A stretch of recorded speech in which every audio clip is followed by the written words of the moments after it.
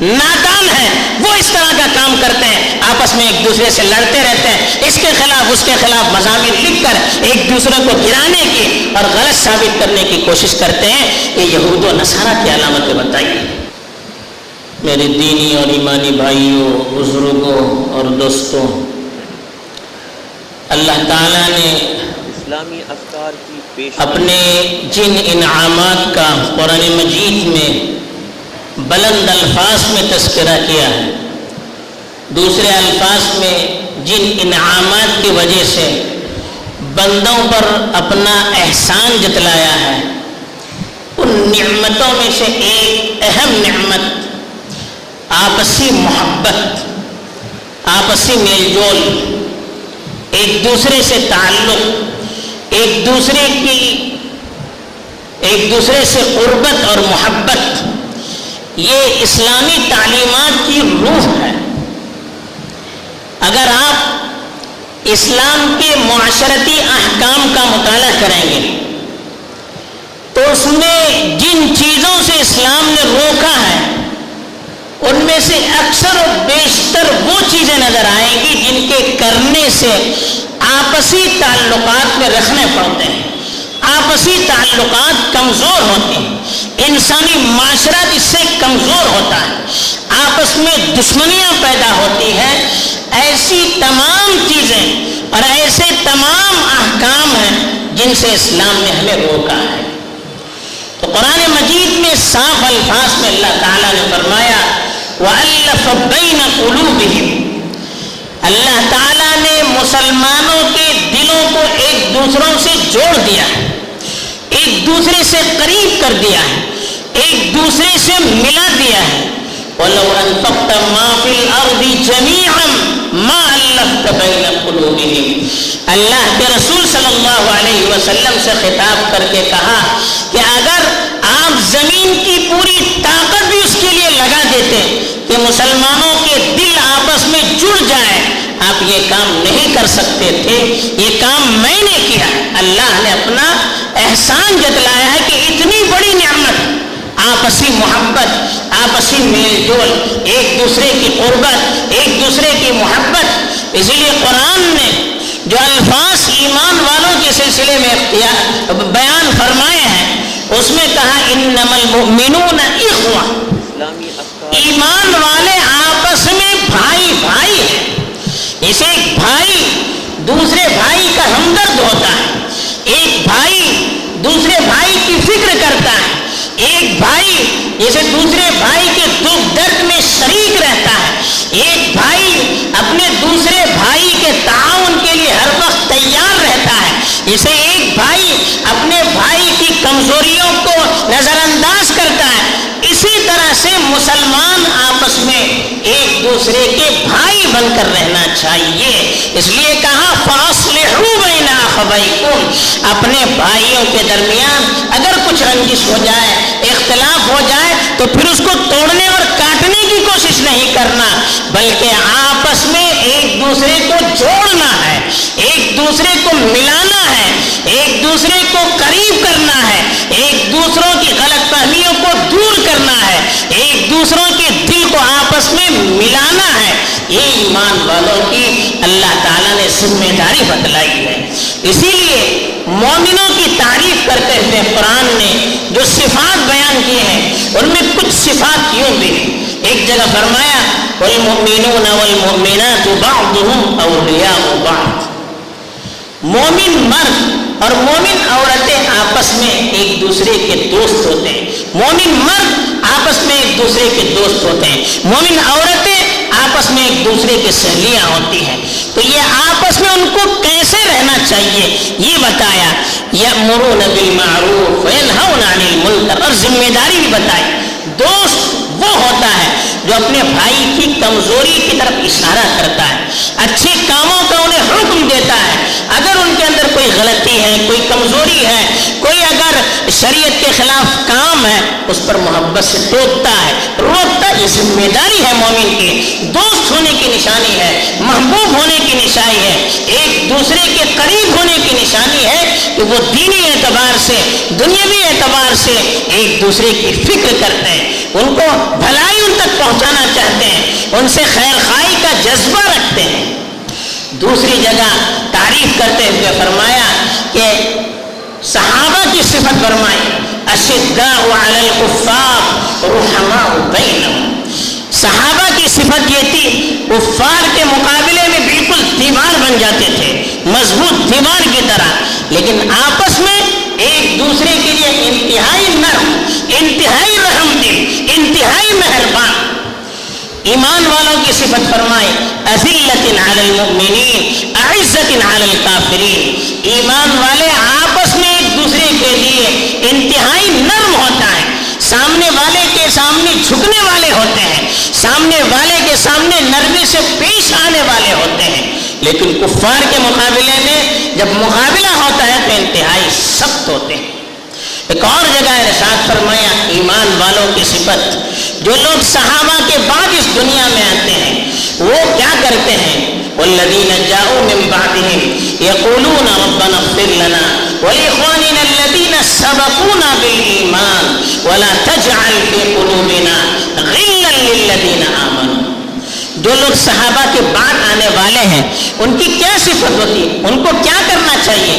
ان کے لیے ایک تو اپنے پیشروؤں کے لیے دعا کرنی چاہیے مغفرت کی۔ جو لوگ اس دنیا سے جا چکے ہیں ان کے لیے وہ دعا کرتے ہیں کہ اللہ ہماری بھی مغفرت فرما اور ان بھائیوں کی بھی مغفرت فرما جو ہم سے پہلے اس دنیا سے جا چکے ہیں۔ اور جو ایمان والے ہیں ان کے سلسلے میں کیا دعا کرنا؟ یہ کہا کہ مومن یہ دعا کرتے ہیں وَلَا تَجْعَلْ فِي قُلُوبِنَا غِلًّا لِّلَّذِينَ آمَنُوا۔ اے اللہ ہمارے دلوں کے اندر کسی مومن کے سلسلے میں کوئی کینہ کپٹ نہ ہو، کوئی دشمنی نہ ہو، کوئی جلن نہ ہو، کوئی حسد نہ ہو، کوئی نفرت نہ ہو۔ یہ دعا کرنے کی ہمیں ترغیب دی جا رہی ہے کہ اللہ ہمارے دلوں کو ایسا پاک بنائیے، ایسا صاف بنائیے، ایسا پاکیزہ بنائیے کہ کسی مسلمان کے خلاف ہمارے دل میں کوئی دھبا بھی نہ ہو، نفرت کے آثار بھی نہ ہو۔ اس کے لیے ہمیں اللہ سے دعا کرنے کے لیے کہا گیا۔ یہ مومنوں کی صفت قرآن میں بیان کی گئی، حدیث میں اللہ کے رسول صلی اللہ علیہ وسلم نے ایمان والے کی تعریف کرتے ہوئے فرمایا المؤمن یألف ویؤلف۔ مومن ایک دوسرے سے جڑنے والا ہوتا ہے اور لوگ بھی اس سے جڑتے ہیں۔ یعنی ایمان والے کے اخلاق اتنے نرم اور اتنے بہترین ہوتے ہیں کہ وہ ایمان والا ہر ایک کو اپنے ساتھ جوڑتا ہے اور دوسرے لوگ بھی اس کو اپنے ساتھ جوڑتے ہیں۔ دوسرے الفاظ میں ایمان والوں کی یہ تعریف فرمائی کہ آپس میں جڑ کر رہتے ہیں، مل جل کر رہتے ہیں، اپنے دلوں کو ملانے کی کوشش کرتے ہیں۔ اور پھر دوسرے ٹکڑے میں فرمایا وَلَا خَيْرَ فِي مَنْ لَا يَأْلَفُ وَلَا يُؤْلِفُ۔ اسلامی افکار فی من لا یألف ولا یؤلف۔ کہا کہ ایسے شخص میں کوئی بھلائی نہیں ہے جو دوسروں سے جڑ کر رہتا نہیں ہے اور دوسرے لوگ اس سے جڑ کر اور مل کر رہنا چاہتے نہیں ہیں۔ دوسرے الفاظ میں ایسا بدکردار آدمی، ایسے برے اخلاق والا اور بری صفات والا آدمی جو دوسروں کے ساتھ مل کر رہتا نہیں ہے اور دوسرے بھی اس کے ساتھ مل کر رہنا چاہتے نہیں ہیں، ایسے شخص کے بارے میں حدیث میں فرمایا اس کے اندر کوئی بھلائی نہیں ہے، اس کے اندر کوئی خیر نہیں ہے۔ وہ شخص معاشرے کے لیے کبھی بہتر نہیں ہو سکتا جو دوسروں سے مل کر رہنا چاہتا نہیں اور دوسرے بھی اس کی بد اخلاقی کی وجہ سے اس سے قریب آنا اور اس پہ جڑ کر رہنا چاہتے نہیں ہیں۔ یہ حدیث میں صاف فرمایا۔ دوسری جگہ دوسرا پہلو اس کے مقابلے میں آپسی انتشار کو، آپسی اختلافات کو، آپسی دشمنی کو اللہ تعالیٰ نے اپنے عذاب کے ساتھ ذکر کیا ہے۔ ایک آیت میں 3 قسم کا عذاب فرمایا، 3 قسم کے عذاب کا تذکرہ کرتے ہوئے فرمایا قُلْ هُوَ الْقَادِرُ عَلَىٰ أَن يَبْعَثَ عَلَيْكُمْ عَذَابًا مِّن فَوْقِكُمْ أَوْ مِن تَحْتِ أَرْجُلِكُمْ أَوْ يَلْبِسَكُمْ شِيَعًا وَيُذِيقَ بَعْضَكُمْ بَأْسَ بَعْضٍ۔ انتہائی دھمکیانہ انداز میں اللہ نے فرمایا آپ کہہ دیجئے کہ اللہ اس بات سے بھی قادر ہے کہ آسمان سے ان پر کوئی آفت لے آئے، زمین سے کوئی آفت لے آئے، یعنی آسمان سے پتھروں کی بارش ہو جائے، آسمان سے بارش ایسی آ جائے طوفانی کے لوگ تباہ ہو جائیں، زمین پھٹ جائے، اس طرح کے عذاب لانے پر بھی اللہ تعالیٰ قادر ہے۔ تو پہلی قسم عذاب کی یہ فرمائی، اللہ تعالیٰ اس بات پر بھی قادر ہے کہ آسمان سے کوئی عذاب لے آئے۔ دوسری چیز فرمائی، اس بات پر بھی اللہ تعالیٰ قادر ہے کہ زمین سے کوئی عذاب لے آئے۔ تیسری شکل فرمائی، یا اس بات پر بھی اللہ تعالیٰ قادر ہے کہ آپس میں ایک دوسرے کے اندر اختلافات پیدا کرے اور ایک دوسرے کو آپس میں لڑا کر آپس میں تکلیف میں مبتلا کرے، اس پر بھی اللہ قادر ہے۔ یعنی آپسی دشمنیاں، آپسی اختلافات، آپسی رنجشیں، یہ بھی اللہ کے عذاب کی ایک نشانی ہے، یہ بھی ایک اللہ کا عذاب ہے۔ کچھ ظاہری عذاب ہوتے ہیں، کچھ اندرونی عذاب ہوتے ہیں، تو اندرونی عذاب آپسی انتشار ہے، تو اللہ تعالیٰ نے اس کو اپنے عذاب کے زمرے میں داخل کیا ہے۔ اور آپس میں دشمنیاں کن کی ہوتی ہیں، آپس میں لڑتے کون ہیں؟ قرآن نے منافقوں کا تذکرہ کیا، یہودیوں کا تذکرہ کیا، عیسائیوں کا تذکرہ کیا اور کہا کہ یہ لوگ آپس میں لڑنے والے ہیں۔ منافقوں کا تذکرہ کرتے ہوئے کہا منافق وہ کہلاتے ہیں جو دل سے تو مومن نہیں ہوتے ہیں، صرف زبان سے ایمان کا اقرار کرتے ہیں، مسلمانوں کو دھوکہ دیتے ہیں۔ منافقوں کے سلسلے میں اتنی سخت وعید سنائی، ان المنافقین فی الدرک الاسفل من النار، یہ منافق جہنم کے سب سے نچلے طبقے میں ہوں گے، سب سے بڑا عذاب ان کو ہوگا۔ ان کا تعارف کرتے ہوئے کہا بأسهم بینہم شدید، یہ منافق ان کے آپس میں دشمنیاں بڑی سخت ہوتی ہیں۔ تحسبهم جميعا وقلوبهم شتى، آپ یہ سمجھتے ہیں کہ وہ آپس میں متحد ہیں، حالانکہ ان کے دل آپس میں مختلف ہیں۔ یہ منافقوں کی نشانی بتلائی کہ ظاہر سے تو ملے ہوئے رہتے ہیں، اندر سے دل ایک دوسرے کے خلاف ہیں، دل ایک دوسرے سے نفرت کر رہے ہیں، دل ایک دوسرے سے روٹے ہوئے ہیں، دل ایک دوسرے سے ٹوٹے ہوئے۔ یہ منافقوں کی نشانی بتلائی، ایمان والوں کی نشانی نہیں بتلائی۔ اسی طرح سے یہود و نصارہ کا تذکرہ کرتے ہوئے قرآن نے صاف کہا وقالت اليهود ليست النصارى على شيء وقالت النصارى ليست اليهود على شيء وهم يتلون الكتاب، کہا کہ یہودی کہتے ہیں کہ نصارہ کی کوئی حقیقت نہیں، نصارہ کہتے ہیں یہودیوں کی کوئی حقیقت نہیں ہے، حالانکہ وہ سب کتاب پڑھتے ہیں۔ یعنی یہودی نصارہ کو غلط قرار دیتے ہیں، نصارہ یہودیوں کو غلط قرار دیتے ہیں، حالانکہ ان کی کتابوں میں ہے کہ دونوں صحیح ہیں، دونوں اپنی کتابوں کو پڑھتے ہیں، لیکن دشمنی اتنی ہے، سب کچھ معلوم ہونے کے باوجود آپس میں ایک دوسرے کے خلاف لڑتے رہتے ہیں، ایک دوسرے کو غلط ثابت کرنے پر تلے رہتے ہیں۔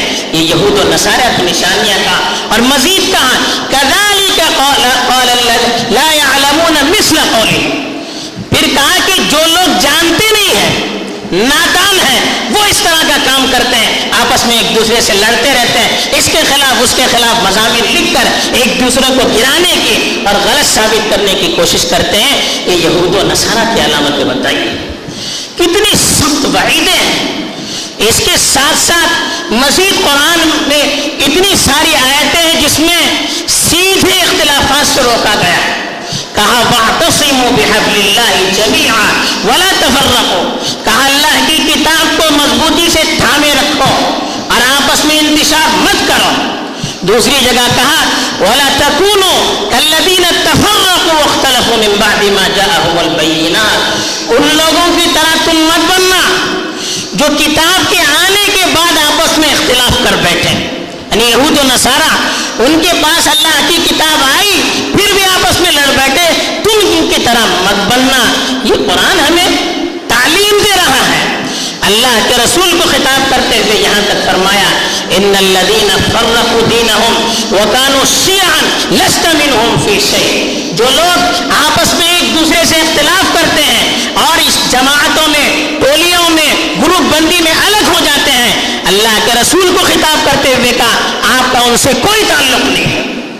جو لوگ دین کی بنیاد پر خرافاتیں لا کر، اپنی نفسانیت کو لا کر دین کو تقسیم کرتے ہیں اور پارٹیوں میں، گروپوں میں اور جماعتوں میں بڑھ جاتے ہیں، اللہ کے رسول سے اللہ تعالیٰ نے کہا آپ کا ان سے کوئی واسطہ نہیں۔ یعنی وارننگ دی جا رہی کہ مومن کو دین کی بنیاد پر آپس میں کبھی لڑنا نہیں چاہیے، دین دین کی بنیاد پر گروپوں میں، پارٹیوں میں، جماعتوں میں کبھی تقسیم نہیں ہونا چاہیے، یہ وارننگ دی جا رہی ہے۔ اور یہاں تک حدیث نے صاف فرمایا کہ من فرق بین امر المسلمین وہی جمیع فاضربوه بالسیف کائنا من کان او کما قال علیہ الصلوۃ والسلام۔ کہا کہ مسلمان جب آپس میں متحد ہوں، ایسے موقع پر اگر مسلمانوں میں کوئی اختلاف پیدا کرتا ہے، ان میں انتشار پیدا کرتا ہے، تو اس کی گردن تلوار سے اڑا دیجئے، چاہے وہ کتنا بڑا آدمی کیوں نہ ہو۔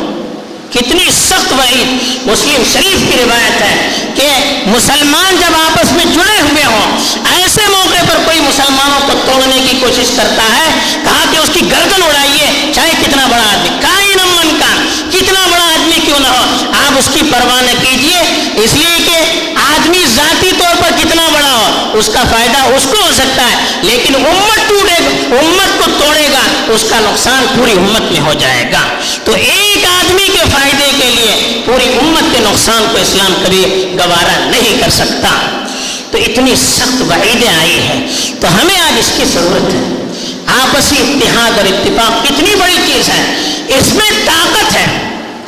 جو قوم متحد رہتی ہے وہ طاقتور رہتی ہے، آپس میں ان کی محبت رہتی ہے، اور سب سے بڑھ کر دشمنوں کے دلوں میں ان کا رعب اور ان کا دبدبا رہتا ہے۔ لیکن جب آپس میں مسلمان لڑ پڑتے ہیں، سب سے بڑا نقصان یہ ہوتا ہے، امت کی طاقت منتشر ہو جاتی ہے، اور دشمنوں کے دلوں سے ان کا رعب، ان کی ہیبت، ان کا دبدبا یہ ختم ہو جاتا ہے۔ اسی لیے کہا وَلَا تَنَازَعُوا فَتَفْشَلُوا وَتَذْهَبَ رِيحُكُمْ، کہا کہ آپس میں اختلافات مت کرنا، تم ناکام ہو جاؤ گے۔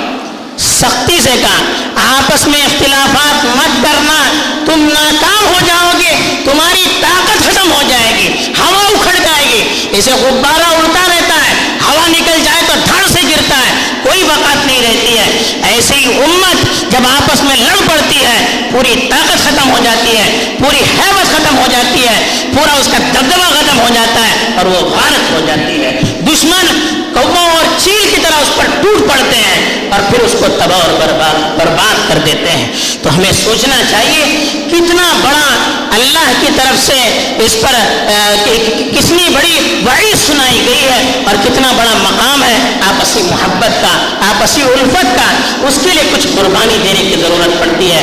ایک معاشرے میں رہیں گے اونچ نیچ ہو ہی جاتی ہے، لیکن آپس میں مل جل کر رہنے کے لیے کچھ قربانیاں دینی پڑتی ہے، کچھ دبنا پڑتا ہے، کچھ برداشت کرنا پڑتا ہے، اور کچھ چیزوں پر اپنی زبان کو خاموش رکھنا پڑتا ہے تاکہ ملت جڑی رہے۔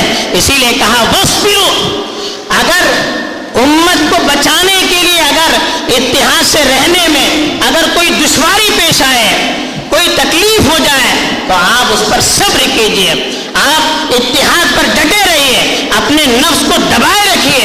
نفس بدبودار چیز کی طرح ہے، بعض بزرگوں نے مثال دی ہے، گوبر جیسے ہوتا ہے، گوبر بدبودار ہوتا ہے، گوبر کو اگر ناریل کے درخت کے نیچے دبا کر ڈالا جاتا ہے تو وہ اچھا پھل دیتا ہے، اگر اسی گوبر کو اوپر رکھا جائے تو بدبو سے سب کو تکلیف ہو جاتی ہے۔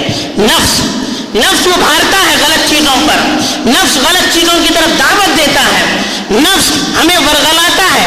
اگر ہم اپنے جذبات کو دبائیں گے تو اللہ کی طرف سے ہمارے دلوں پر ایسے انعامات ہوں گے، ایسے الہامات ہوں گے کہ ہم تصور نہیں کر سکتے۔ لیکن اگر ہم نے نفس جن چیزوں کی طرف ہمیں ابھارتا ہے، اس کی وجہ سے ہم نے زبان پر اس کو لا کر معاشرے میں اس کو عام کرنا شروع کر دیا، تو ایسی بدبو پھیلے گی کہ ہم بھی برباد ہو جائیں گے، ملت بھی برباد ہو جائے گی۔ تو اس کی آج ضرورت ہے، پھونک پھونک کر قدم رکھنے کی ضرورت ہے۔ ہمیں پتہ نہیں چلتا، ہمارا ایک لفظ ملت کی پوری اتحاد کی دیوار کو توڑ سکتا ہے۔ ایک لفظ بولنا ہے تو پھونک کر بولنا ہے، ایک لفظ لکھنا ہے تو پھونک کر لکھنا ہے، پتہ نہیں اس کا اثر کیا ہو جائے۔ ہم نے کہہ دیا، خاموش ہو گئے، ہمیں پتہ بھی نہیں چلا کیا ہو رہا ہے ملت کے اندر ہمارے ایک لفظ کی وجہ سے۔ ہم نے لکھ دیا، خاموش ہو گئے، لیکن اس کی وجہ سے ملت کا کتنا بڑا نقصان ہو رہا ہے، ہمیں اس کا کا پتہ نہیں چلتا ہے. تو اس لیے اس پہلو پر خاص طور پر توجہ دینے کی ضرورت ہے. اللہ تعالیٰ سب سے پہلے مجھے بھی اس صفت پر کاربند رہنے کی توفیق دے, آپ کو بھی توفیق دے. آمین. وآخر دعوانا الحمد للہ رب العالمین.